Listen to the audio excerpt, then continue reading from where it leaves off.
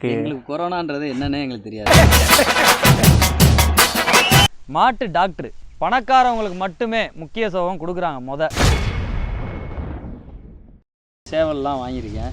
அப்போது என்ன ஆகுன்னா, சேவல் கத்தி கூவாமல் இருக்கணும் அப்படின்றக்காண்டி மாடியில் போயிட்டு மொட்டை மாடியில் போய் பாத்ரூம்குள்ளே அடைச்சி போடுவோம். டாக்டராக இருக்கட்டும், ஆர்டிஓவாக இருக்கட்டும், காவல்துறையாக இருக்கட்டும், அரசாங்க சார்ந்த அனைவருமே ஒரு ரவுடிசம் பண்ணுற மாதிரி தான். இல்லை நான் பிடிக்கிறேன் அப்படின்னோடனே உன் தங்கச்சி அப்போ என்னை கட்டி கொடுறா அப்படின்னோடனே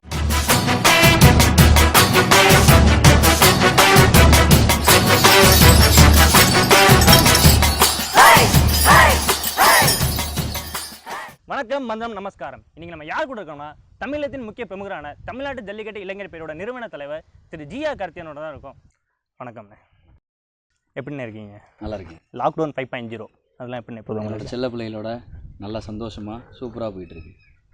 இப்போது இந்த கொரோனா அதெல்லாம் எங்களுக்கு கொரோனான்றது என்னன்னே எங்களுக்கு தெரியாது. அதெல்லாம் மெட்ராஸில் இருக்க ஐடியில் போய் படித்தவங்க அந்த மாதிரி. நாங்கள் வந்து எப்படின்னு கேட்டிங்கன்னா, ஜல்லிக்கட்டு நாட்டு மாட்டோட சாணத்துலேயும் அதோட வாசத்துலேயும் அதோட யூரின்லேயும் நாங்கள் அதிகமாக புழங்குறதுனால எங்கள் தென் மாவட்டத்தில் பார்த்திங்கன்னா பச்சை பசேன்னு இருக்குது எங்கள் விவசாயத்தில்.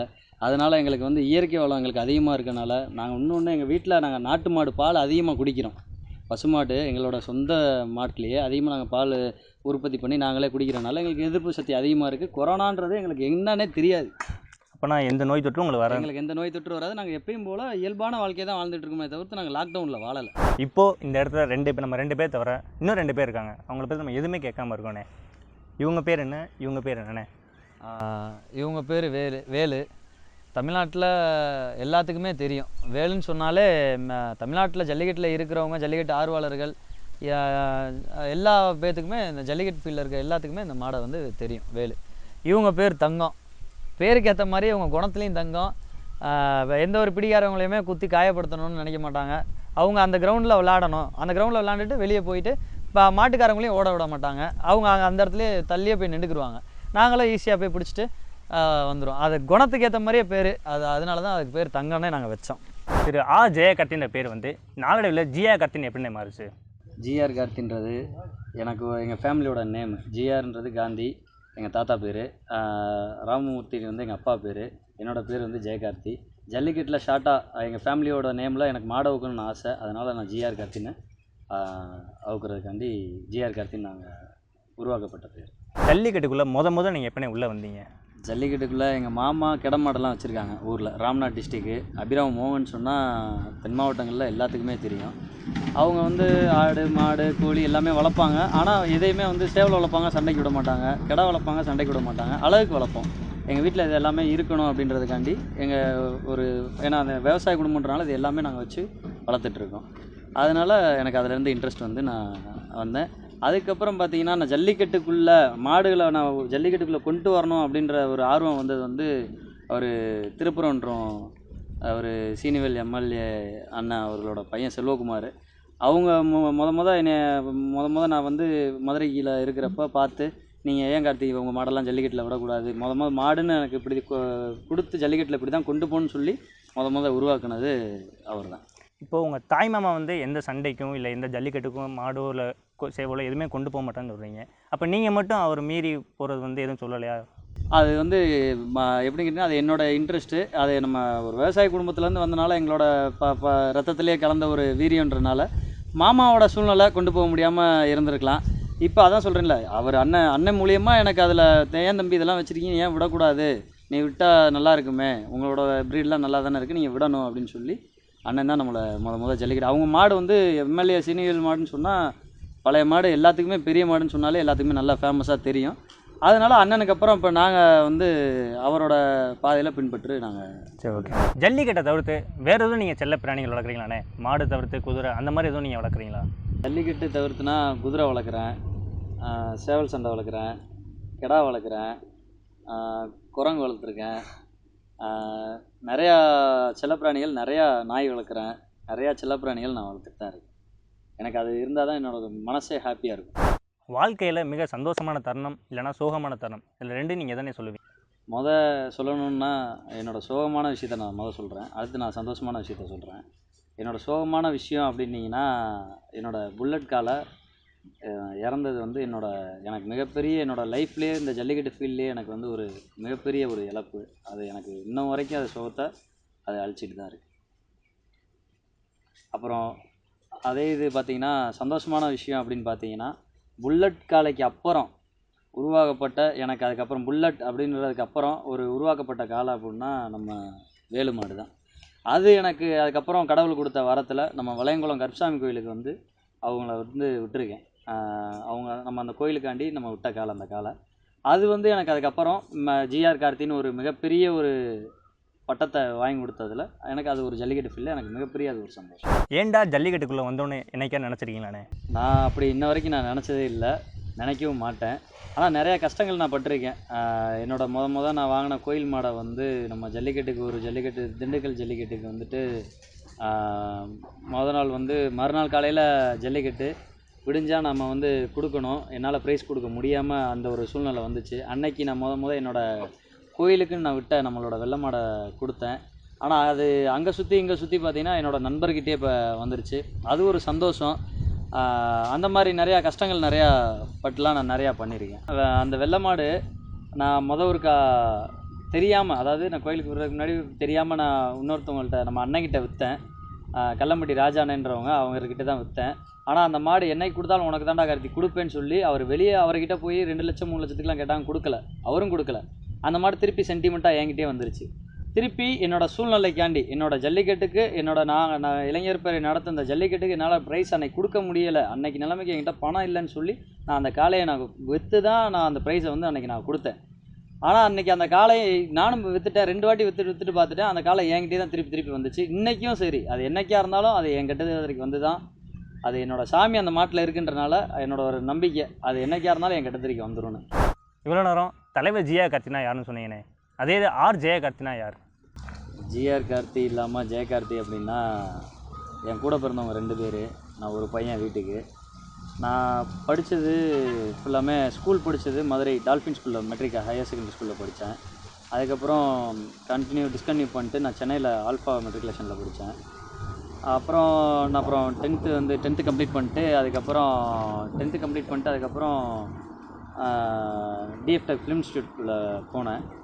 அது அப்புறம் டிஸ்கன்டினியூ பண்ணிட்டு என்னோடய பிஸ்னஸ் எங்கள் அப்பா வந்து கான்ட்ராக்டர், அதனால் அந்த பிஸ்னஸ் அப்படியே நான் கண்டினியூ பண்ணிக்கிட்டு அப்படியே என்னோடய ஹாபி என்னோடய விவசாயங்களை பற்றி நான் பார்த்துக்கிட்டு அப்படியே நான் கண்டினியூ. டிஎஃப்டெக் பண்ணேன்னு சொன்னீங்கண்ணே, அப்போது பண்ணிகிட்டு இருக்கும்போது காதல் அனுபவங்கள் எது இருக்கா ஜிஆர் கார்த்திக்கு? காதல்லாம் பண்ணியிருக்கேன். கலர் மீனை காதல் பண்ணியிருக்கேன், கோழி குஞ்சை காதல் பண்ணியிருக்கேன். அதுக்கப்புறம் ஃபைட்ரு, அதுக்கப்புறம் இந்த மாதிரி மீனில் ஆரம்பித்து இப்போ வரைக்கும் குதிரை அனிமல்ஸ் என்னோடய மாடு என்னோடய அனிமல்ஸ் மட்டும்தான், என்னோடய செல்ல பிராணிகள் மட்டும்தான் காதல் பண்ணியிருக்கேன். இதில் இருக்கிறனால வேறு எனக்கு பெண்கள் மேலே அதிகமாக எனக்கு காதல் வந்ததில்லை. எந்த ஒரு தவறான பாதைக்கும் நான் போனது கிடையாது.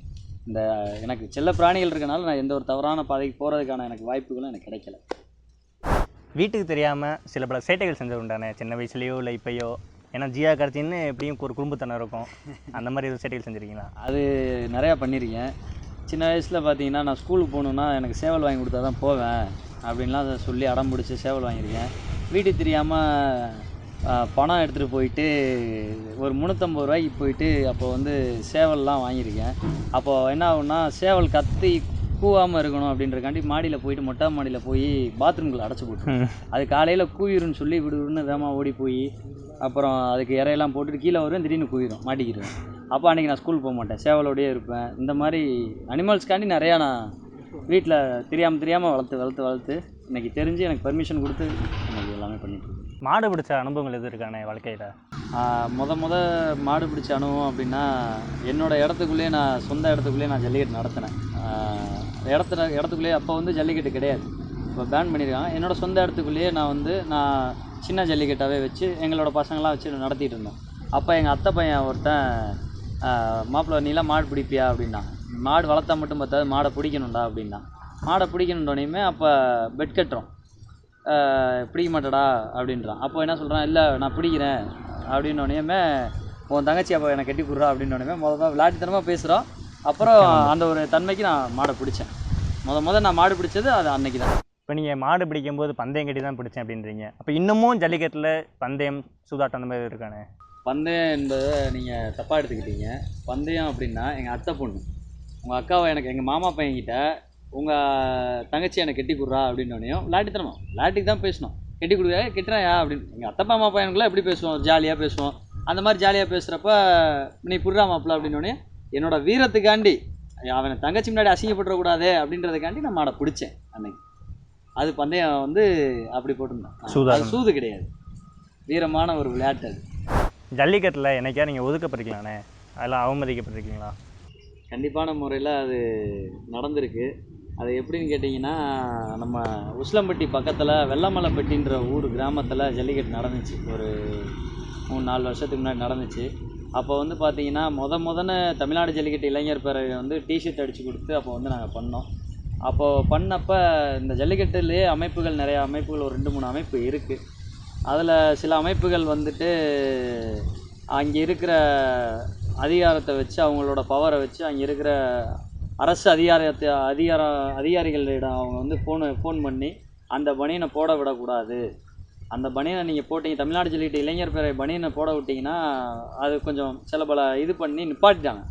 அப்போது பேர் தானே போடக்கூடாது, ஃபோட்டோ தானே போடக்கூடாது, மாடு படத்தை போடலாம்ல, ஒரு ஜல்லிக்கட்டு விழாவில் வந்து ஒரு மாடு படத்தை போடலாம்லன்னு சொல்லி விடக்கூடாதுன்னு சொல்லி 1000 பனியனை அடித்த பனியனை வேஸ்ட் பண்ணாமல் ஊர் கிராமம் எனக்கு நல்லபடியாக சப்போர்ட் பண்ணி அந்த பனியனை போட்டுச்சு. ஆனால் அந்த 1000 பனியன் திருப்பி நம்ம விடக்கூடாதுன்னு சொல்லி திருப்பி 1000 பனியனுக்கு மாடோட படத்தை மட்டும் போட்டு நான் அடித்து கொடுத்தேன். அது எனக்கு மிகப்பெரிய ஒரு எப்படி சொல்கிறது, என்ன முதன்னு நாங்கள் வந்து பனியன் தமிழ்நாடு ஜல்லிக்கட்டு அடித்து கொடுத்த நேரத்தில் சில பல அமைப்புகள் வந்து இப்படி தடுத்து நிறுத்தினது வந்து போட்டி போடலாம், போராமப்படக்கூடாது. முடிஞ்சால் எவ்வளோ நாளும் போவா, நேருக்கு நேரம் வரையா வா அப்படின்னு நம்ம எதுனாலும் பேசலாம், நேருக்கு நேரம் எதனாலும் பண்ணலாம். அதை விட்டு சில பல அமைப்புகள் வந்து ஒரு சின்ன பையன் இந்த அளவு நம்மளுக்கு ஈக்குவலாக பண்ணி அவன் நம்மளை காட்டிலே அதிகமாக பண்ணி அவன் போகிறானே அப்படின்ற பாவம் அவங்களால ஜீர்ணிக்க முடியாத சக்திகள் அவங்கள்ட்ட கடவுள் கொடுக்கல போல். அதனால் அவங்களால இப்போ பொறுக்க முடியாதனால சில பல தடங்கள் பண்ணாங்க. அந்த ஒரு தருணத்தை என்னால் மறக்க முடியாது. இன்றைக்கும் இல்லை, என்னோடய வாழ்நாளில் அந்த தருணத்தை மறக்க முடியாது. ஜியா கார்த்தி அரசியலில் வர மாதிரி எதுவும் ஆசை இருக்கானே, இல்லை இப்போ இருக்க இலங்கை பேரவை வந்து அரசியல் கட்சியாக மாற்ற எதுவும் வாய்ப்பு இருக்கா? நல்ல கேள்வி. தமிழ்நாடு ஜல்லிக்கட்டு இளைஞர் பேரவைன்ற ஒரு அமைப்பு வந்து உருவாக்கப்பட்டது வந்து கடவுளுக்கு தான் தெரியும். அது எதனால் உருவாக்கப்பட்டு இன்றைக்கி ஒரு தலைவராக இன்றைக்கி இந்த இடத்துல நான் உட்காந்துருக்கேன் அப்படின்னா கடவுள் விட்ட வழி. அது மாதிரி பிற்காலத்தில் வந்து கடவுளுக்கு தான் தெரியும். அது பிற்காலத்தில் வந்து கடவுள் அந்த ஒரு வாய்ப்பு அளித்தார்னா கண்டிப்பான முறையில் அது மூலிமா கண்டிப்பாக வந்து நாங்கள் மக்களுக்கு வந்து கண்டிப்பான முறையில் நாங்கள் சேவை பண்ணுவோம். கடைசியாக ஜல்லிக்கட்டில் நடக்கிற குற்றம்னா எதுன்னு சொல்லி. ஜல்லிக்கட்டில் இன்றைக்கி வரைக்கும் எந்த ஒரு ஜல்லிக்கட்டுலையுமே குற்றம்னு ஒன்று நடந்ததே கிடையாது. ஒரே ஒரு குறைகள் இருக்குது. அது என்ன, சில பல குறைகள் இருக்குது அப்படின்னு பார்த்தீங்கன்னா, அரசாங்கம் அந்த எந்த அரசு வந்தாலும் சரி அந்த அரசு அதிகாரிகள்னால தான் சில பல குறைகள் நடக்குதே தவிர்த்து மித்தபடி வேறு எந்த ஒரு ஜல்லிக்கட்டு ஊர் பொதுமக்கள்னாலையும் மாட்டுக்காரவங்கனாலையும் மாடுபிடி வீரர்கள்னாலையும் ஜல்லிக்கட்டு ஆர்வலர்கள்னாலையும் எந்த குறைபாடுமே நடந்தது கிடையாது. இது எதனால் நான் சொல்கிறேன் அப்படின்னு கேட்டிங்கன்னா, மாட்டு டாக்டரு பணக்காரவங்களுக்கு மட்டுமே முக்கியத்துவம் கொடுக்குறாங்க. டோக்கன் விற்கப்படுது. நான் ஒரு தமிழ்நாடு ஜல்லிக்கட்டு இளைஞர் பேரவை தலைவராக இருந்து இந்த இதை நான் பதிவிடுறேன். டோக்கன் விற்கப்படுது. காவல்துறை டிஎஸ்பி, எஸ்பி, மேல் அதிகாரிகள் அனைவரும் இருக்கட்டும், இப்போ ஆர்டிஓ, டிஆர்ஓ, தாசில்தார் இவங்களாக இருக்கட்டும், அரசியல்வாதிகள் இவங்களாக இருக்கட்டும், நல்லா நீங்கள் கொஞ்சம் இதை உணர்ந்துக்கங்க. அவ்வளோ நாள் ஒரு விழாவை ஏற்பாடு பண்ணுறது, ஒரு 10 மாத தாய், இப்போ ஒரு 10 மாத தாய் ஒரு எப்படி நம்ம பெற்று எடுக்கிறாங்களோ அந்த மாதிரி ஒரு விழாவை நடத்தி முடிக்கிறதுக்கு சமர்ப்பணம் அந்த ஜல்லிக்கட்டு விழா நடத்தி முடிக்கிறது. இது எதுக்கு நான் இவ்வளோ தூரம் ஆதங்கமாக நான் பேசுகிறேன் அப்படின்னீங்கன்னா, ஒரு விழாவுக்கு ஜல்லிக்கட்டு நடத்துகிறவங்களுக்கு தக்க மரியாதையை அரசு அதிகாரிகள் யாருமே கொடுக்க மாட்டாங்க. டாக்டராக இருக்கட்டும், ஆர்டிஓவாக இருக்கட்டும், காவல்துறையாக இருக்கட்டும், அரசாங்க சார்ந்த அனைவருமே ஒரு ரவுடிசம் பண்ணுற மாதிரி தான் அதை பண்ணுறாங்களே தவிர்த்து, ஒரு அதிகாரம்னா அதிகாரத்தை தான் அவங்க பயன்படுத்துகிறாங்களே தவிர்த்து அன்பால் எதுவுமே அவங்க வந்து இன்றைக்கி வரைக்கும் எந்த ஒரு இதுவுமே சொன்னது கிடையாது. ஸ்டேஜ் காவல்துறை தான் முழுக்க மேலே ஏறி உட்காந்துக்கிட்டு விழாவை பார்க்குறாங்க. அதே மாதிரி தாசில்தார் தான் ஏறி உட்காந்துக்கிட்டு விழாவை பார்க்குறாங்க. டாக்டர்ஸ் தான் ஏறி உட்காந்து விழாவை பார்க்குறாங்களே தவிர்த்து பொதுமக்கள் யாருமே வந்து பார்க்குறதுக்கான வாய்ப்புகள் அளிக்கிறதும் கிடையாது இந்த அதிகாரிகள். ரொம்ப அதில் வந்து பார்த்திங்கன்னா விழா கமிட்டிகள்லாம் அவ்வளோ செலவு பண்ணி விழா கமிட்டியே மேடலை நின்று விழாவை பார்க்க முடியல, விழாவை திருப்தியாக செய்ய முடியல. இது அரசு அதிகாரிகளுக்கு அனைவருக்குமே ஒரு தாழ்மையான ஒரு அன்பான ஒரு வேண்டுகோளாக நம்ம தமிழ்நாடு ஜல்லிக்கட்டு இளைஞர் பேரவை சார்பாக நாங்கள் கேட்டுக்கொள்கிறோம். நீங்கள் உங்கள் வேலையை ஆட்டோமேட்டிக்காக நீங்கள் பார்த்தாலே உங்களுக்கு தான மரியாதைகளை கண்டிப்பான முறையில் நாங்கள் கொடுத்துக்கிட்டு தான் இருக்கோம். நீங்கள் உங்கள் வேலையில் நீங்கள் ஆட்டோமேட்டிக்காக பார்த்தாலே, எங்கள் வேலையில் நீங்கள் பார்க்க விட்டாலே ஜல்லிக்கட்டு சூப்பராக சீரும் சிறப்புமாக நல்லபடியாக நடந்து முடிவடையுன்றதை வந்து நான் அவங்கள்ட்ட தாழ்மையோடு நான் கேட்டுக்கொள்கிறேன். அதே மாதிரி பார்த்தீங்கன்னா ஜல்லிக்கட்டு விழா கமிட்டிக்கிட்ட பழைய மாதிரி ஜல்லிக்கட்டு நடத்துறதுக்கு அரசு அதிகாரிகள் ஃபுல்லாமே ஒத்துழைக்கணும்னு நாங்கள் வந்து தாழ்மையோட அன்போடு கேட்டுக்கொள்கிறோம். இதே இது நீடிச்சிச்சுன்னா தமிழ்நாடு ஜல்லிக்கட்டு இளைஞர் பேரவை சார்பாக அனைத்து அரசு அதிகாரிகளையும் எந்த அரசு அந்த ஆட்சியில் ஆள்றாங்களோ அந்த அரசை நாங்கள் தமிழ்நாடு ஜல்லிக்கட்டு இளைஞர் பேரவை சார்பாக எதிர்ப்போன்றதை நான் அதாவது பகிரமாகவும் நான் அதை சொல்லிக்கிறேன். இன்னொன்று, எந்த ஒரு மாட்டுக்காரனுக்கும் சரி, எந்த ஒரு மாடுபிடி வீரனுக்கும் சரி, எந்த ஒரு விழா கமிட்டிக்காரங்களுக்கும் சரி தக்க மரியாதை கிடையாது. இன்றைக்கி வந்து மாடு பிடிச்சிட்டு வர எல்லாருமே படிச்சிருக்கோம்.